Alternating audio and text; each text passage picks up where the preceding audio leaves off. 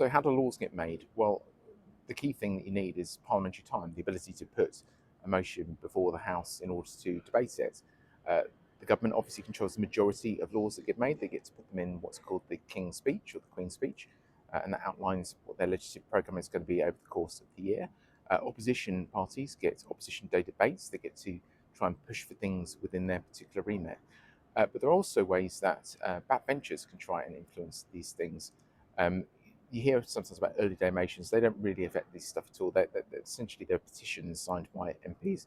But you can have adjournment debates and you can have 10-minute rule bill debates, both of which have essentially never ever tend to produce any form of like legislative outcome. The key thing which can, if you're a backbencher, is a private members bill. And each year they will pull out 20 names from a hat. It's done by lottery. It's 650 MPs, and those people get to have a shot at it. Now, the first 7 of those get to have guaranteed parliamentary time, after which it becomes increasingly unlikely that people have a shot at it.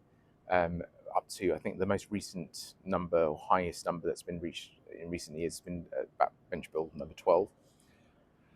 So I put into the ballot, expecting that statistically, if I do that every single year, I'll get one shot in the time I'm in Westminster. And in my first year, when I still haven't got a constituency office up and running, I've come out number 8. So I'm not guaranteed parliamentary time, but the chances that I will not be heard is almost inconceivable. And that poses a particular challenge because you've now got to decide between all the different issues that affect the constituency, that affect the country.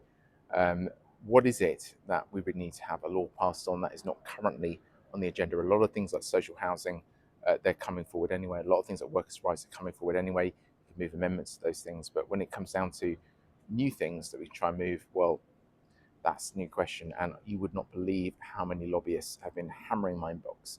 So I'm looking forward to the process of coming up with that particular topic. There are a lot of rules around it that make it very restrictive, but I absolutely want to do my best to make sure that this time that Crawley's MP has had a chance to do that. It's not something which is a personal hobby horse of that particular MP.